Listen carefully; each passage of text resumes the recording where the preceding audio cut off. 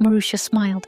Because it reminds me, a house without a single scratch is just a museum, but a house where a puppy chases butterflies in his dreams, that is real happiness.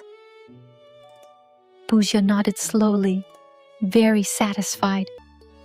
The sun climbed higher, and the little scratch on the wall sparkled in the light, like a tiny golden thread, gently tying together order and life.